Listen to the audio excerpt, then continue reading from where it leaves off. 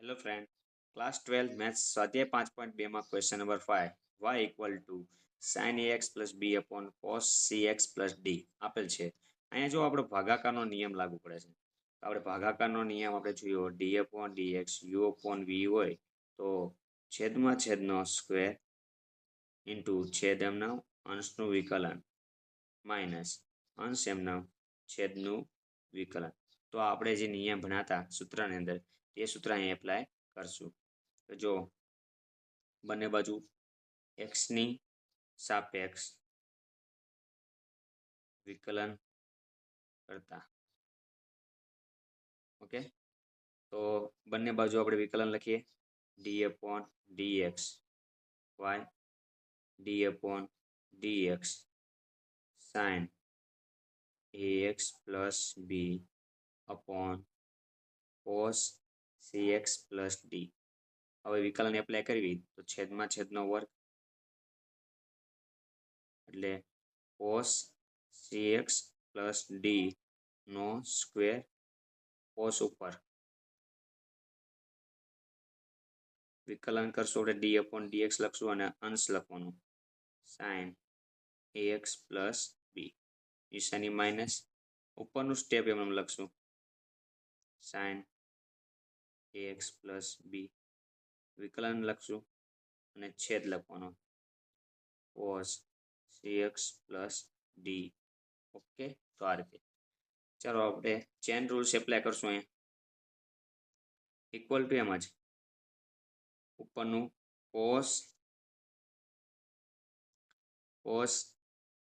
cx plus d એમનું into sign નું વિકલન શું થશે તો કે cos x ax plus b આપેલું છે.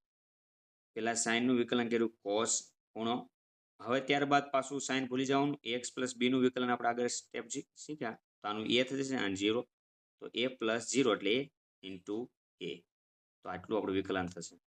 ત્યારબાદ અહીંયા minus sin ax plus b cos નું માઇનસ સાઇન માઇનસ સાઇન થાય છે એટલે આમ કાઉસની અંદર લખીએ minus sign cx plus d cows પૂરો.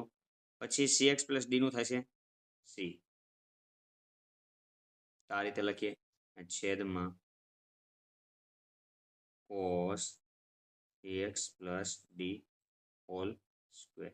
છેદ બંનેના ડિવાઈડમાં આપણે લખી શકવી તો આ રીતે બંનેના છેદમાં મૂકી શકવી તો ઉપર cos cx plus d આપણો ફાઇનલી આન્સર છે. પણ આગળ આપણે આમાં સ્ટેપ બતાવવા હોય તો બતાવી શકાય. તો હજી આગળ લખી શકાય આવી રીતના cos ax plus b into a. આ જે છે બંનેના છેદમાં મૂકી અહીંયા છેદમાં cos cx plus d whole square minus આ minus plus sin ax plus b into sin cx plus d. c આગળ લઈ લો આવડવા છે અને છેદમાં cos cx plus d whole square. તો અહીં સાદરૂપ શું આપીએ કે આપણે એક વિચારવાનું છે સ્ટેપ. તો જો equal to cos cx plus d બે 2 ટાઈમ્સ અને અહીંયા જો cx plus d એક વખત એટલે એક કેન્સલ એક અહીંથી cancel cos ax plus b. Okay, તો પછી જો a cos a આગળ લખીએ a cos ax plus b અને છેદમાં જે છે એ આપણે બાજુમાં 1 upon cos cx plus d લખી શકીએ 1 upon cos cx plus d આ રીતે લખી શકીએ અલગ પ્લસ હવે જો અહીંયા sin ax plus b cos cx plus d છે તો અહીંયા જો sin ax plus d ને cos cx plus d બે વખત છે. sin ના છેદમાં cos તો tan લખી શકાય, બંને ખૂણા સરખા હોય બંને ખૂણા અને sin upon cos તો tan લખી શકાય. તો આને પેલા અલગ કરવાનું એક જ લાઈનમાં લખવા માટે આપણે આને અલગ બતાવશું આ રીતે લખી શકીએ plus c into sin ax plus b પછી sin cx plus d upon આ કોસ વાળો સ્ટેપ છે કોસ cx પ્લસ ડી એક વન ટાઈમ અહીંયા લખીએ અને વન ટાઈમ આપણે બાજુમાં લખીએ તો આ રીતે લખીએ કે 1 upon cos cx plus D.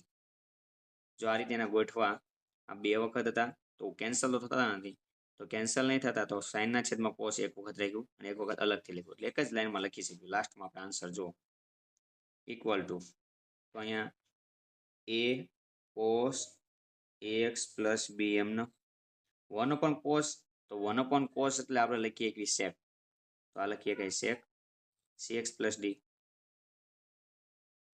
Plus C sine એમનો X plus B sine upon cos એટલે ટેન તો ટેન cx પ્લસ ડી અને 1 અપોન કોસ એટલે સેક લાસ્ટમાં સેક cx પ્લસ ડી આપણો ફાઇનલી આન્સર આ. Okay, thank you.